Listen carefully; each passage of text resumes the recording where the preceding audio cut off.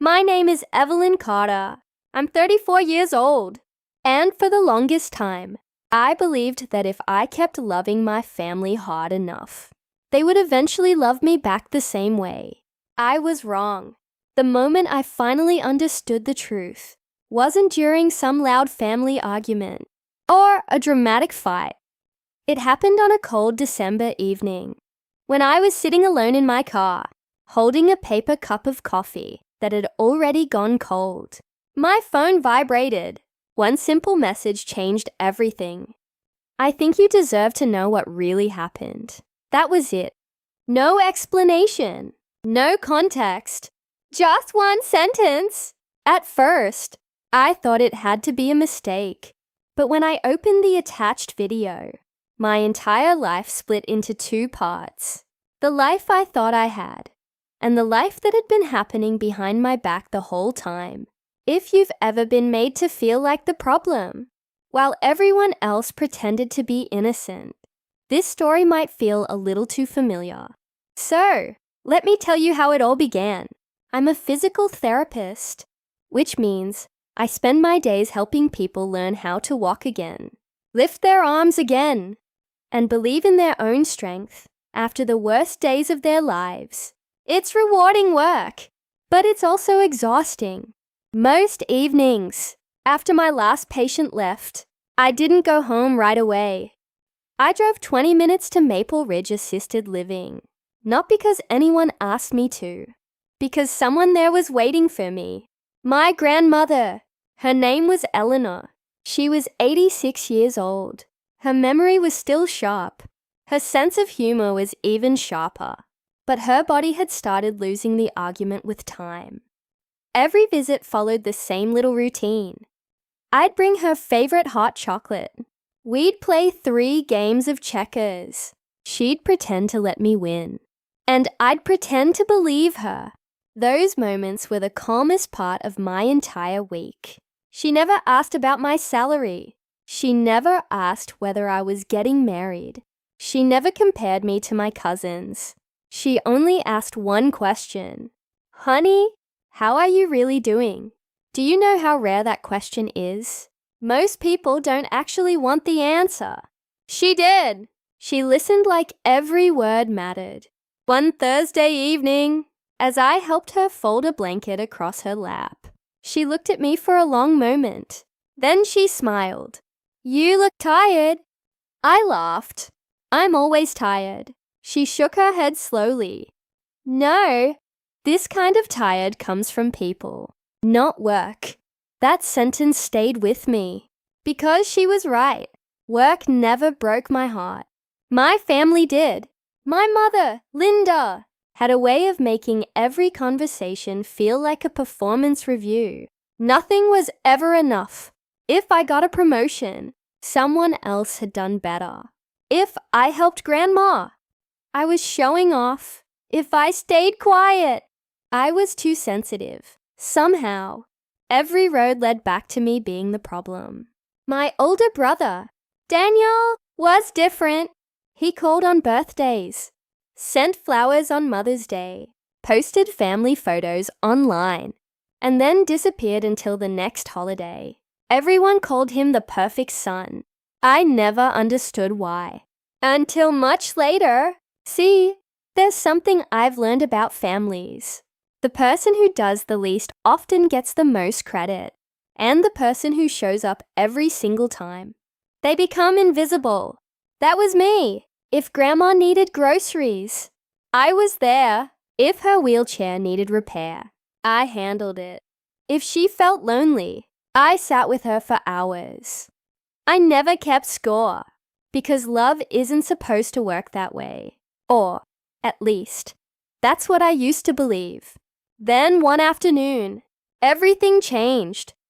I was helping Grandma organize some old family photos when she became unusually quiet. She closed the album, looked directly into my eyes, and said something I'll never forget. Evelyn, someday, people are going to tell you a story about me. Some of it will be true, but the part that matters, only you will know. I stared at her. Confused. What does that mean? She just smiled. The saddest smile I'd ever seen. You'll understand soon enough. I tried to ask her more questions, but she changed the subject. We played checkers, drank our hot chocolate, and I drove home, thinking she was just feeling emotional that day. I had no idea.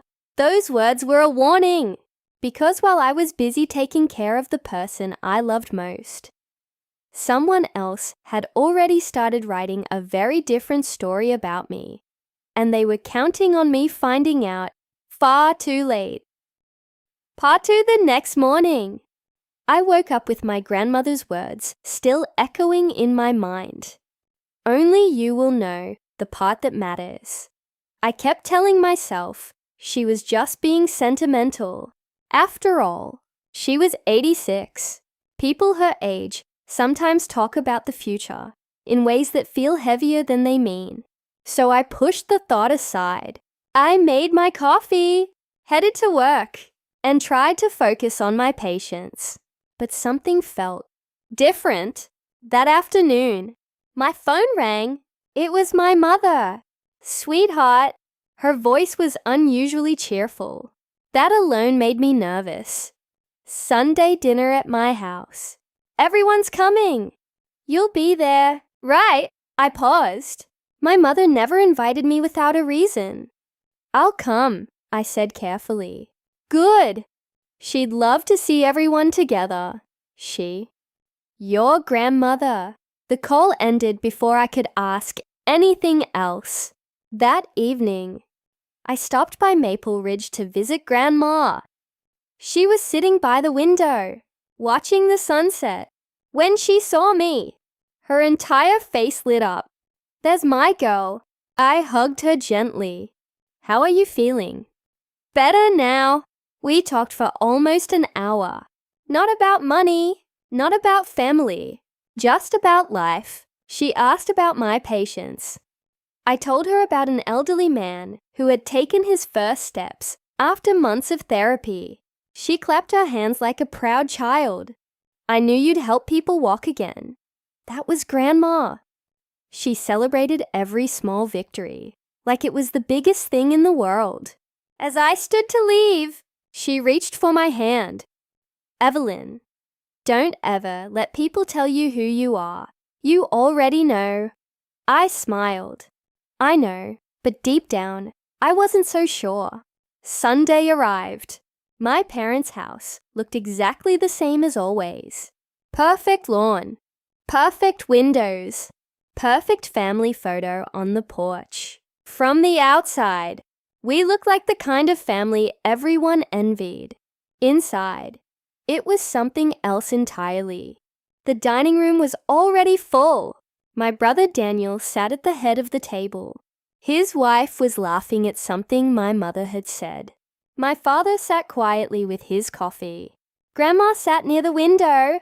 She looked happy to see everyone. At least, that's what I wanted to believe. The moment I walked in, my mother smiled. Look who finally made it.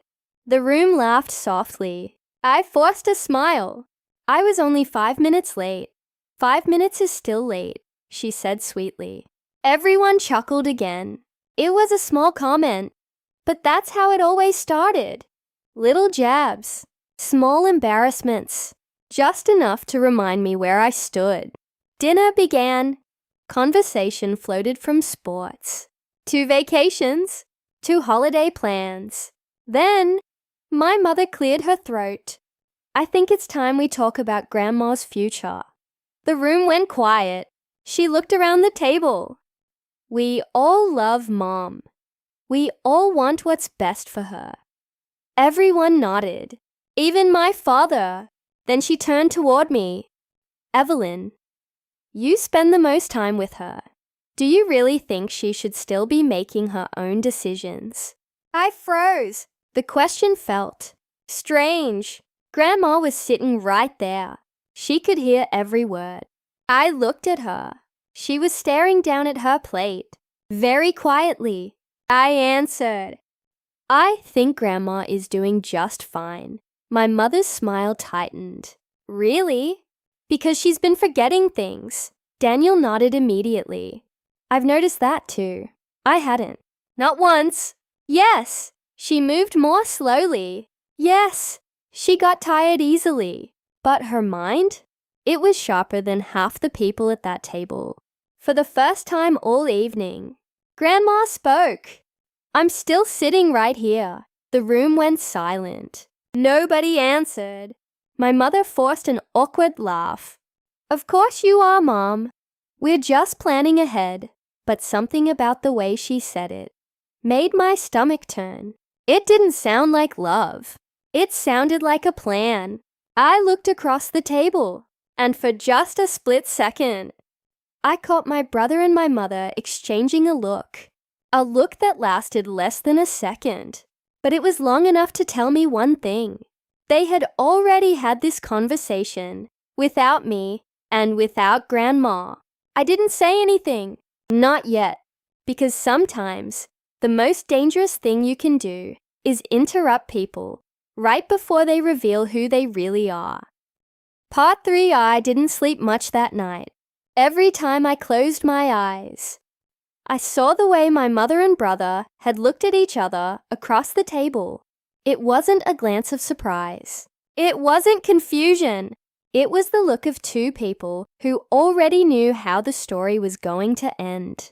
And somehow, I was the only person who hadn't been given the script. The next morning, I finished my shift early and drove straight to Maple Ridge Assisted Living. I brought Grandma her favorite cinnamon muffin. She was sitting in the library, reading a mystery novel. When she saw me, she closed the book and smiled. I had a feeling you'd come today. I sat beside her. Can I ask you something? Sure.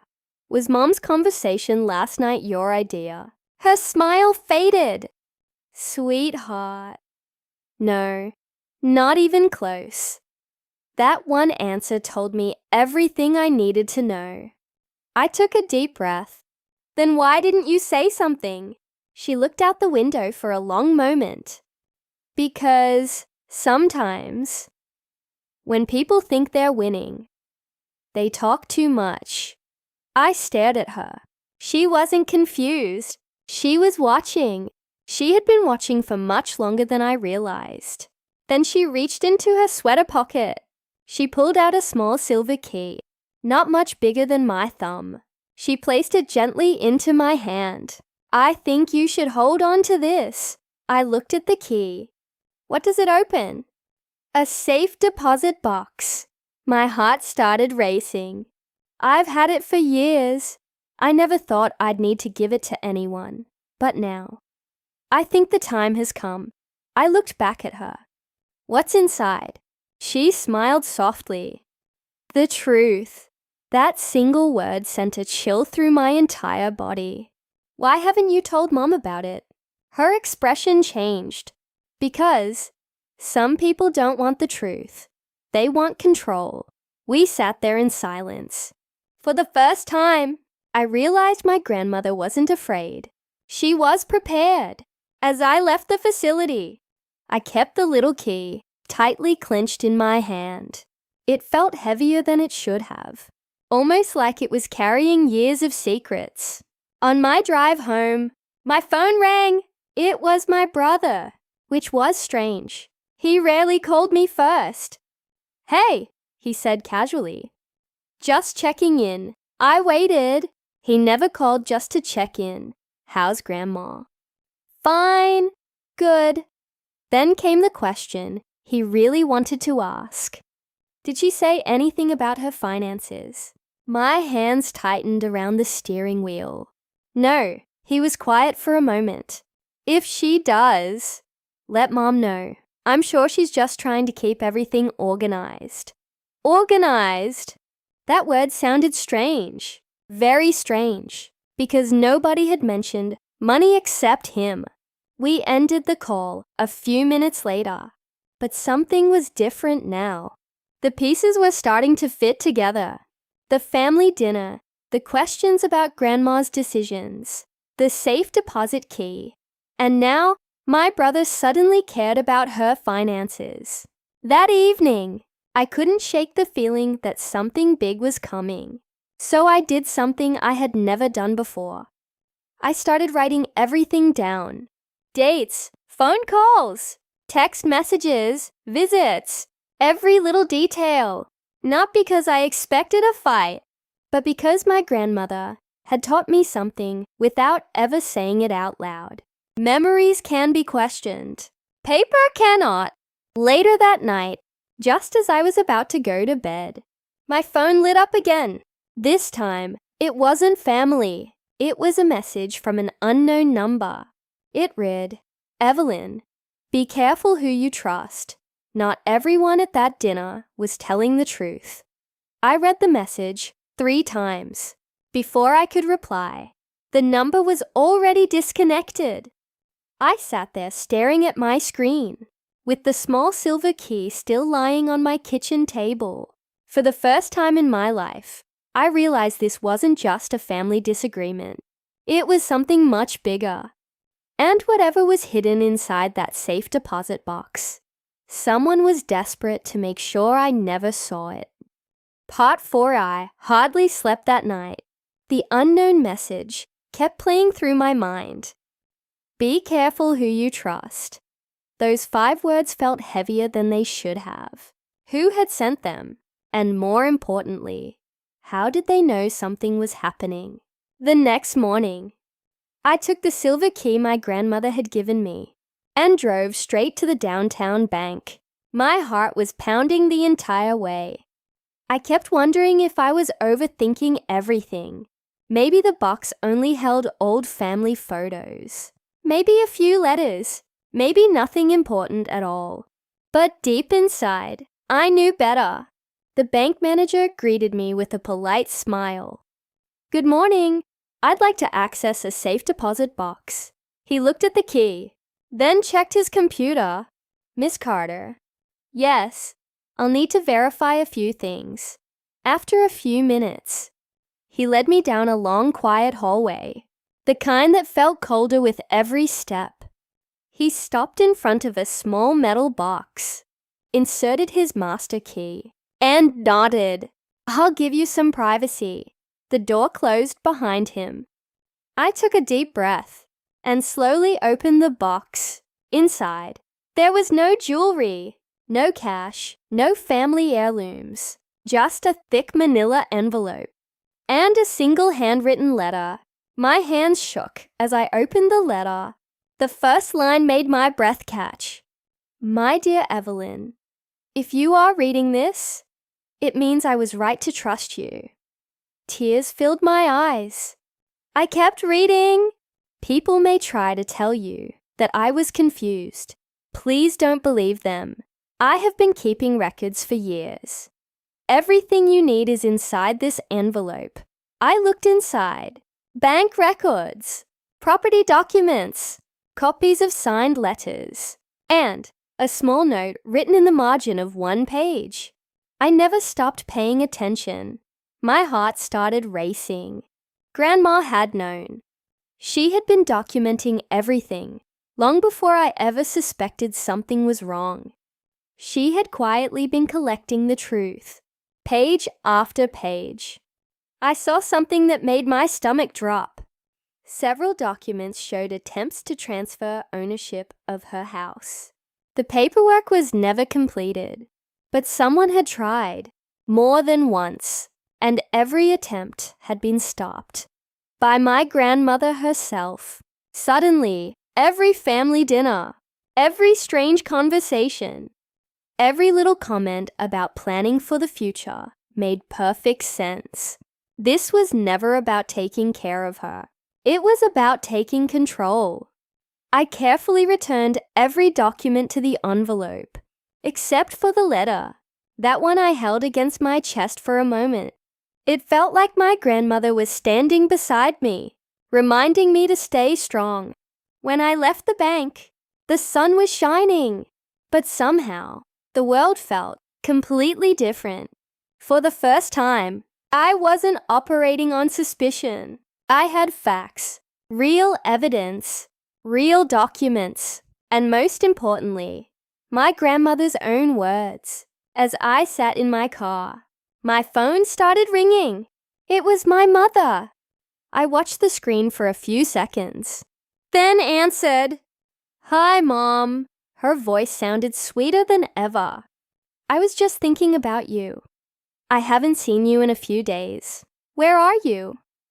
I looked down at the envelope on the passenger seat, then out the windshield. "I'm taking care of something Grandma asked me to do." The line went silent for just a moment. Then she asked the question she couldn't hide any longer. "She didn't give you anything, did she?" I closed my eyes, and for the first time in my life, I didn't feel afraid of the silence. I simply answered, "Yes, I'll talk to you soon," and I ended the call. I sat there for a long time, looking at the envelope, realizing that the hardest part of this story wasn't finding the truth. It was deciding what to do with it. Because once the truth comes into the light, nothing can ever go back to the way it was.